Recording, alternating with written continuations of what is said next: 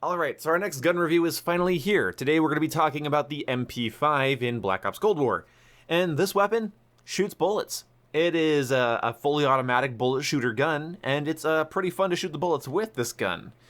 That is the end of my script, and now I'm just going to share my personal opinions. There we go. Yeah, much like the XM4, this weapon is incredibly simplistic. It is a fully automatic SMG. It fires at around 857 rounds per minute. It deals 32 damage per shot, and with very little vertical recoil control, this thing is quite the high rate of fire laser.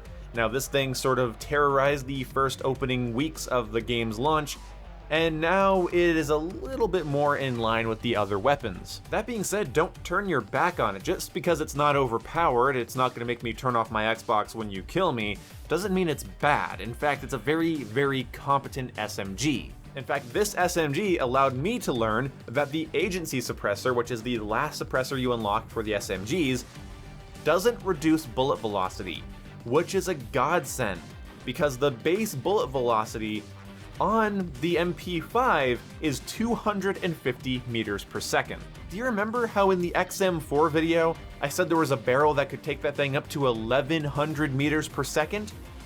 Yeah, this thing's not getting anywhere near that. But because the agency suppressor helps with vertical recoil, which is important on this gun in my opinion, you can combine it with the 9.5-inch Ranger barrel for a wonderful 500 meters per second bullet velocity. You can combine it with the rifled barrel, which increases your range by 25%, negating the suppressor's downsides, basically meaning that you have a lower recoil stock MP5 that's suppressed with really no downsides other than a little bit of sprinting movement speed, but that's okay. Or you can use the reinforced heavy barrel. The reinforced heavy barrel will bring you up to 450 meters per second and increase your damage range by 18%.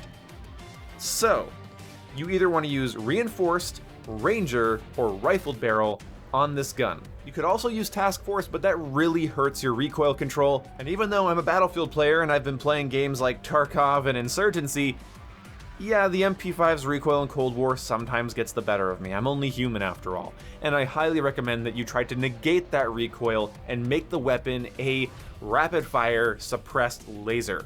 I love building this thing for aim-walking movement speed, bullet velocity, and stealth. That is the way I enjoy using this weapon. Now that I know the suppressor that you unlock last on the SMGs doesn't hurt bullet velocity, it will be on every one of my SMGs from now until forever. Got him. I like to take advantage of the improved movement speed that an SMG offers when I play with SMGs.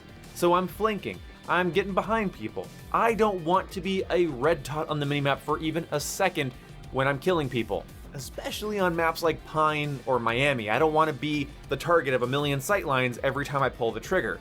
I want people to have a lot of trouble finding where I am. Now, I played with this thing with both 30, 40, and 50 round mags, and I have to say 40 is kind of the sweet spot, but 30 is no slouch. And if you want to go on long streaks, I kind of recommend the SAS mag clamp.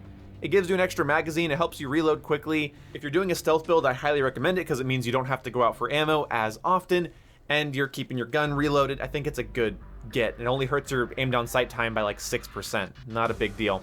By the way, if you guys haven't been using Gunfighter and stacking 8 attachments on your weapons, you are doing something woefully wrong. My favorite build is probably the SAS Combat Stock, the SASR Jungle Grip, the SAS Mag Clamp, the foregrip, just basic foregrip to sort of tie in the recoil. Then you want to have the reinforced heavy barrel, that's one of my personal preferences, then the agency suppressor, and then a sight of your choice. If you're not interested in decking out your guns, then I recommend the 9.5-inch Ranger barrel, agency suppressor, no stock, 40-round speed mag, and SWAT 5mm laser sight. This is a great run-and-gun version of the MP5. Again, tweak it to your heart's desire. I'm just showing you what worked for me and my playstyle. And because Cold War is riddled with head glitch spots and choke points to watch, I like to do a lot of shoot, scoot, and stop.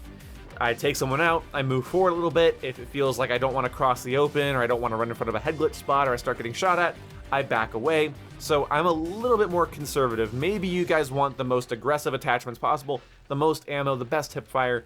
Maybe that's what you're into, but I don't think it's entirely necessary for the MP5. Also, the MP5's rate of fire and low recoil makes it an amazing secondary for a sniper because you can pull it out and finish somebody off at a little bit of a longer range, or host somebody in close range. If you do run it as a secondary, I do recommend running a large magazine, vertical recoil control of any kind, and a laser sight. Also, running the SWAT 5mm means that your hipfire accuracy is going to be increased by 36%. I highly recommend that because the hipfire on this thing can be very, very, very good. Running this with Gung Ho and Ninja is a great deal. Also, Gung Ho, Ninja, and Ghost, great combination when using Lawbreaker.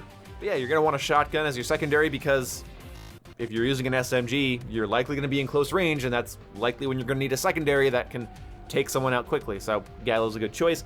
Stim Shot, Simtex, Field Mic, Flak Jacket, Tracker, Ninja, not a bad setup at all. Yeah, there really isn't much to say about this weapon. It can sometimes fight outside of ranges you'd expect it to, but don't try to push it too hard. I tried pushing it for you guys to see just what kind of ranges this thing can do, and really around 15 meters, it starts to really feel shitty. So this thing is versatile, but it's not perfectly versatile.